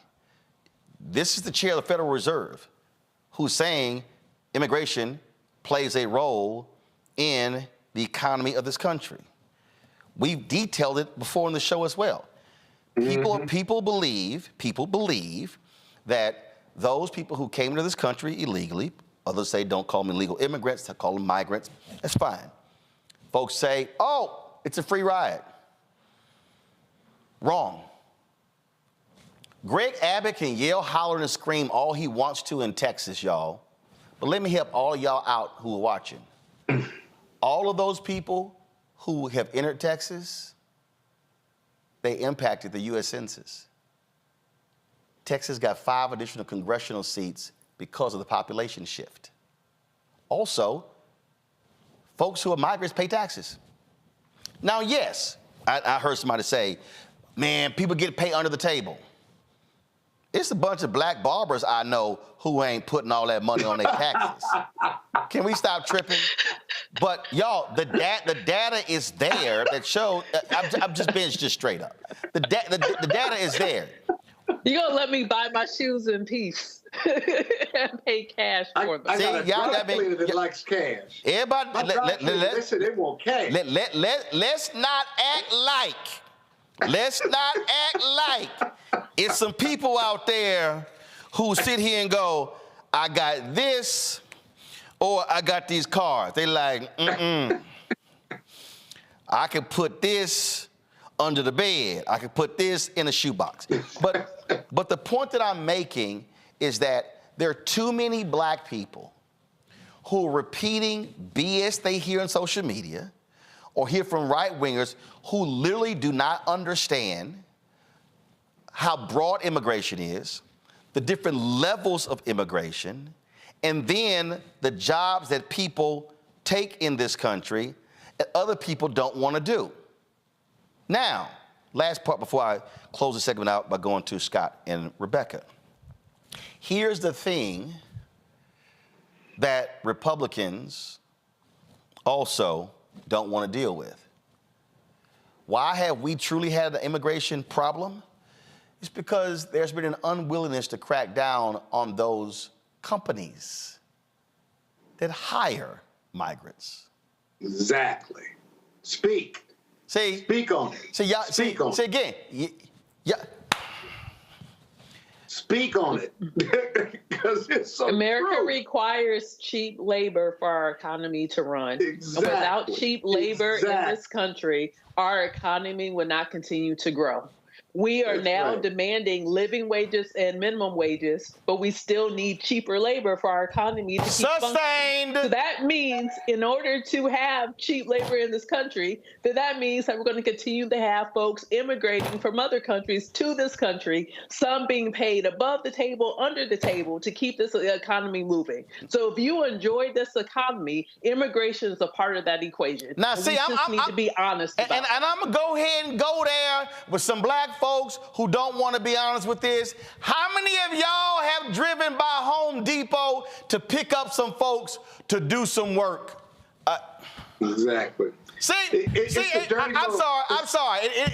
I love that. Go to the 3-shot. I love the people. I love the people who fronting. It's labor. I love the people who fronting. Yo, I need to get somebody to paint the walls in my house. Do you want to do drywall? They ain't calling. Do you want electricians? Do you want to do your own gardening? Do you want to do your own laundry? Do you want to do your own babysitting or nannying? There's so much labor. We're talking about actually labor jobs. And let's be clear. These are called low skilled, even though they do require skill. And let's be clear. These are the types of. You ain't paying them $7.25. No. See, people don't want. See, folk don't want to deal with the real. The bottom line is there were a group of people that America relied on to do cheap labor before 1970.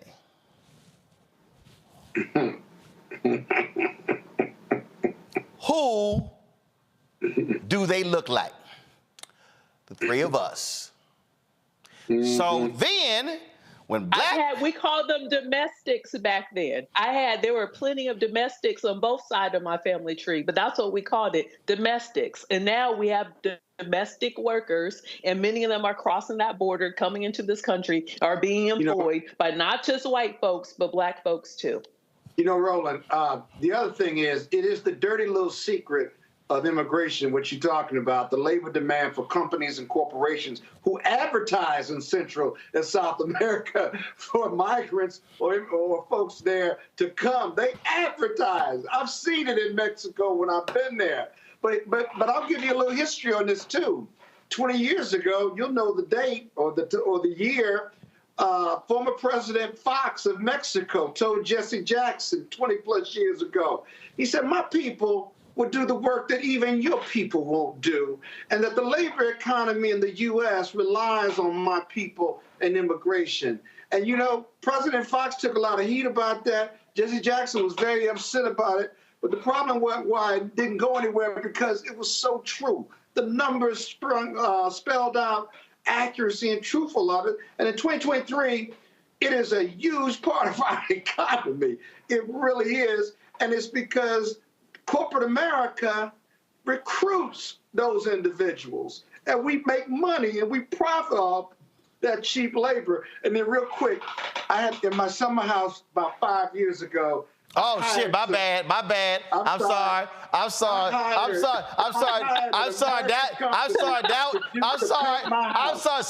See, Scott, the bougie moment slipped at my summer house. The summer house. Yeah, I did, but I hired this black company to paint the outside of my house. And they were taking a week for what should have been 2 or 3 days. They were taking long lunch breaks. They were even drinking on the job painting. And so I had a conversation with the black contractor who I liked. And I said, listen, I need to get this done next day or two. He said, well, I have to contract out to some unskilled labor or lower labor. Basically what he was talking about was South Americans or Central Americans. I said, go get them. Go get them. And I'm not being racist. The next day, 10 of them showed up in a van. I ain't lying. Showed up in a van, couldn't speak English. They had a soccer ball with them and a paintbrush and some paint. And let me tell you something. The youngest was about 10 years old. They were sending him up the ladder to the roof. They got done in 24 to 36 hours. And then the contractor made me pay more for them versus the labor he was picking up who were drinking on the job. But my house got done. I paid them. And let me tell you something. They took one break for a half hour. They kicked the soccer ball for a half hour and went back to painting. God bless them. God bless them. I can't believe Scott just told us that story. The reason I'm glad, go to my iPad. Go to my iPad. Right here. Right here. This was in 2006. 2006, Vicente Fox met with Reverend Jackson, 2005, met with Reverend Jackson. 20 years ago. Met with Reverend Jackson when he made those comments. And let me be real clear. I am not dismissing what's happening in Chicago, what's happening in New York City, what's happening in El Paso, what's happening in all parts of these countries. But what people need to understand, that if you are pissed off at funds that are being disseminated in Chicago and being spent on debit cards in New York, then what you should be saying is fix the problem, which now requires you to then go, okay, who is trying to fix the problem? Oh, okay, who said I will sign a bill to deal with this? Who said, no, don't sign that bill because I needed to run on? So again, you can be right now angry and emotional about the money being spent and black folks yelling, oh, y'all doing food, you're putting them up in these places, this, that, and the other, and we got needs as well. But you don't want to really speak to what is the fundamental issue is that what we just talked about, America, major corporations, neighborhoods, individuals, y'all don't want to deal with that shit or not. We as Americans, white, black, and Latino, and Asian, and Native American, we like cheap labor. And those folks, whether they from Venezuela, Nicaragua, Mexico, or whatever, they will work for cheap. And what does Scott say? They took one break, and folk like that. So let's stop BSing around this issue. Final comment, Rebecca. Well, Roland, one thing that I want to point out for the audience, this is exploitation. This is based upon capitalism in this country. Exploitation. Yes. So want to be clear, but I also want to talk about where black people fit in this equation when it comes to cheap labor and exploitation. What they do is they over-police us, they throw us in prison, and then for pennies on the dollar, we work for these same corporations when we're locked up in jail. So I want people to understand like where it fits. It fits with migrants crossing the border and being recruited by these companies, and then these same companies having contracts with the state of Mississippi, with the state of Nebraska, with the state of Utah, with the state of California to contract out free labor for those largely black men, black young men who are now in prison because they're over-policed and they're targeted. It's a scheme of exploitation. So I just want to point out to the audience, this is also a black issue as well. And it's about exploitation in this country for cheap labor. It's either happening through the prison system or it's happening with undocumented folks crossing the border. Right. Just so we're clear, for my story, I paid market rate. I paid the quote they gave me. I paid it. So I wasn't exploiting nobody. I was just saying how hard they work. We're going to ignore child labor. We're going to ignore child labor, Scott. My beach house needed to be painted. I'm sorry. Don't be mad at me. Scott, you told on yourself. Well, you could have painted it. You could have painted it. Scott, you told on yourself when you said they ran the 10-year-old up and down the ladder. So now that was child labor. That was child labor. That was, hey, that's child labor. People would tell you anything. And the moment Scott said I paid market rate, you know he was not paying $15 an hour.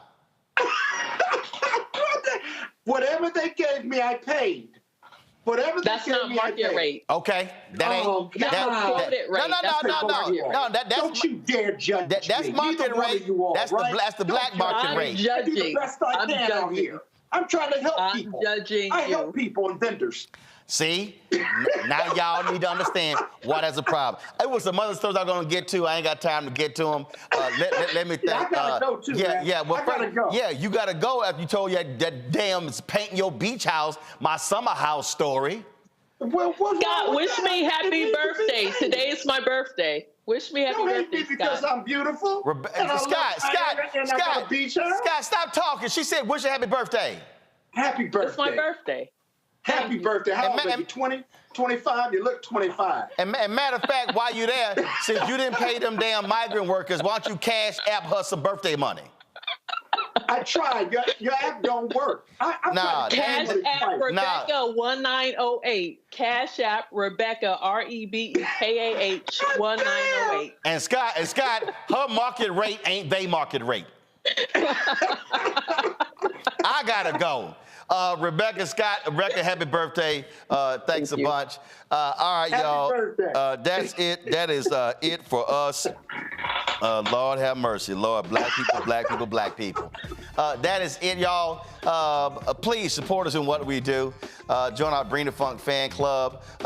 You, of course, look, we cover the stuff folk don't want to deal with. Send your check and money order to P.O. Box 57196, Washington, D.C. 20037-0196. Cash App, $RM Unfiltered, PayPal, R Martin Unfiltered. Venmo is RM Unfiltered, Zelle, Roland at RolandSMartin.com, Roland at RolandMartinUnfiltered.com. And, of course, you can also support us. Get my book, White Fear, How the Browning of America is Making White Folks Lose Their Minds, available at bookstores nationwide. Download the Black Star Network app. Of course, you know where to get that. Apple phone, Android phone, Apple TV, Android TV, Roku, Amazon Fire TV, Xbox One, Samsung Smart TV, and watch our 24-hour streaming channel, Amazon News, by going to Amazon Fire. Tell Alexa play news from the Black Star Network. Amazon, you can also Plex TV, Amazon Freevee, Amazon Prime Video. Folks, that's it. Let me shout out Lane College. So Lane, this is one of the places where y'all know I only wear gear where I visit. And so I gave a commencement speech at Lane. And so Lane was like, yo, we ain't never seen you with gear. I said, y'all ain't sent me none. So they sent me this, what do you call it? This is like rugby shirt. So shout out to Lane College for sending me this rugby shirt. I appreciate it and hope to see y'all soon. All right, y'all take care. Holla! Black Star Network is here. Oh, no punch! I'm real revolutionary right now. Thank you for being the voice of Black America. All momentum we have now, we have to keep this going. The video looks phenomenal. See, there's a difference between Black Star Network and black-owned media and something like CNN. You can't be black-owned media and be scared. It's time to be smart. Bring your eyeballs home. You dig?